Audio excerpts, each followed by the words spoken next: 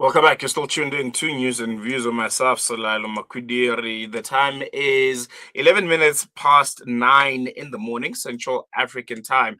And we're going to be switching gears now to our next story, which takes us to Australia and not to the politics of Canberra or Sydney, but to the country's most prestigious literary festival, one of the cultural anchors of the Southern Hemisphere. It was meant to be celebration of literature and ideas, the Adelaide Writers' Week, which has been cancelled entirely following a major controversy over the removal of Palestinian Australian author Dr. Randa Abdul Fattah from its program.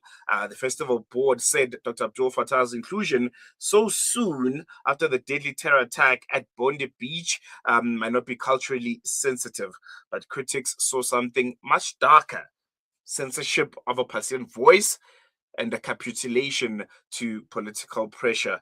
More than 180 authors and speakers pulled out in protest, including internationally known writers, and the festival director also resigned, calling the decision to bar the author a threat to freedom of speech. And within days, the event was scrapped and the festival board essentially collapsed. And we're going to be unpacking that with Kaiser Trout, founder of the Islamic Friendship Association of Australia.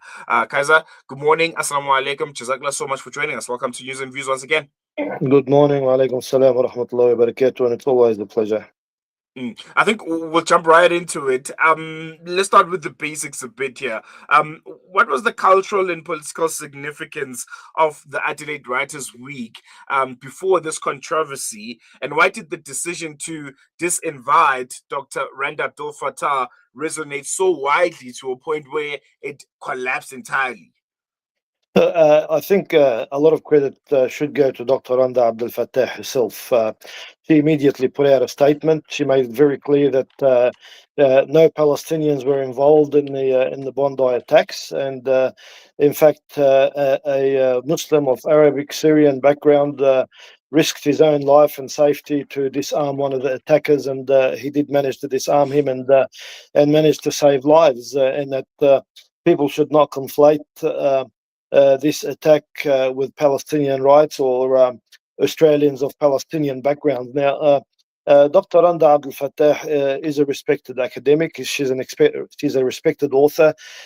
She's been on the writers' scene for a very, very long time, and she came out and spoke very strongly, criticizing the decision to disinvite her. And it's credit to the respect that she carries in the area that so many other writers decided to withdraw, including former New Zealand Prime Minister Jacinda Ardern. I think this sends a very important and very significant message, and the disinvitation effectively backfired on the festival organisers, and we don't know at this stage what political pressure they came under. But they're all now gone, and the government has appointed a new board. What's going to happen? Are they going to reschedule? How long it's going to be before it's rescheduled? Will Dr. Abdel Fattah be invited again this time? These are very significant questions, and I think people now expect that she will be invited and that she'll have a right to have a prominent place at this festival. I know that early in February she'll be speaking at a youth event in Queensland that's organised by the Islamic Council of Queensland in cooperation with the Australian Federation of Islamic Councils and organisations such as RISAP from Malaysia.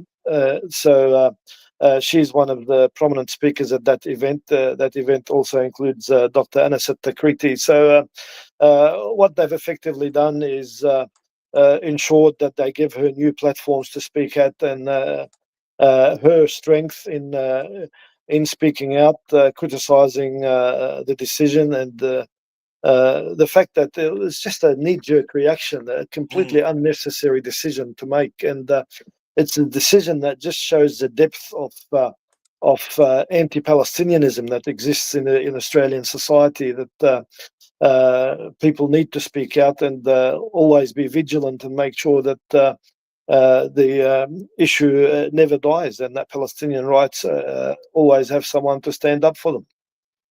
No, most definitely. I want to touch a bit on the rationale here of the festival's decision. The board said it removed Dr. Randa Abdel Fattah on the grounds of cultural sensitivity after the Bondi Beach shooting, as you alluded to. Even though Dr. Abdel Fattah had no connection whatsoever to that attack, or even a Palestinian having no connection to that attack. From your perspective, why was this decision made? What could be the rationale behind this kind of decision, which is not credible or even justified by any kind of reasoning? Well, there's only one possible rationale behind it, and that is the fear of the lobby. The Zionist lobby, or the pro-Israel lobby in Australia, is very vocal, very strong, has some very influential individuals in that lobby, and it's just sheer fear and terror of what that lobby might do. And that lobby would probably have most likely criticised the festival board for inviting a Palestinian voice in the first place. So I think things got to such a point that people even fear offending the lobby directly or indirectly, and um, as they reviewed what was taking place, maybe the invitations list and the background of the invited guests, they decided that they better play it safe, and it's just an indication to everybody, not just in Australia but all around the world, that that lobby has become a real Frankenstein that is feared by so many, even in important and respectable positions.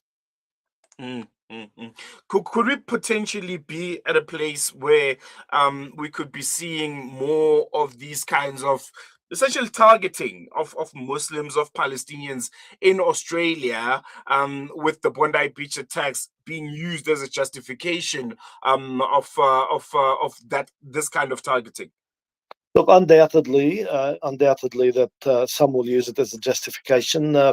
As I say, the lobby is very powerful, and at the moment, it's not just attacking Palestine; it's attacking Lebanon, it's threatening Iran, it's attacking Syria, it's threatening to expand its attacks in Israeli grab for land and resources, and generally they try to justify their actions by demonizing people from that region. So it's not just Palestinians, but it's Palestinian, Lebanese, Syrians, and uh, the reach of that lobby, the tentacles of that lobby that reach far and wide, that they seem to have representatives or delegates in so many important organizations. Now, it was very significant that Louise Adler, a Jew of Jewish origin, has resigned and criticized the decision to disinvite Dr. Randa Abdel Fattah. That's a very interesting move. Whether it's a deflection or not, we don't know. But we know that it sends a very important message to the lobby that they need to pull back the level of fear that they have created in society, and I think this will reverberate very strongly in many other segments of society. That people will reflect back and think, is it necessary to be so afraid of this lobby, that the fear of being labelled anti-Semitic has gone too far, and it's. I think people have to realize that enough is enough, and in fact, this is too much. It's gone beyond enough, and they Mm, have to put that fear behind them and focus on what's important. The Writers' Festival is a place where freedom of speech is celebrated, and freedom of speech that leads to creativity and contributes to the human trajectory is being stifled uh, purely by fear. And the fact that the author, Dr. Anda Abdul Fattah, did take a stand, immediately issued a statement, was unrelenting in terms of standing up for her rights. That was something that I think the lobby did not expect, and the fact that she managed to get support from so many other writers, I think it's something else that they did not expect. And the festival board would have never estimated for a moment that so many other writers would withdraw. How can you hold a festival without any writers, or with only a small handful of writers? This is a far more significant shift in attitude than people realize, and this is something that, if it gains momentum, it can create a seismic shift in attitudes, and hopefully break the shackles of fear. And people can start to wake up that there's no need to be so afraid of this lobby, regardless of its power. No, most definitely. Kaiser Trout coming to us live from Sydney. We're going to return for now. Thank you so much for giving us your time. Always a pleasure. Thank you very much. There we go. And with that, we are going to take a quick break. When we come back, news and views continues after this. Day by day, this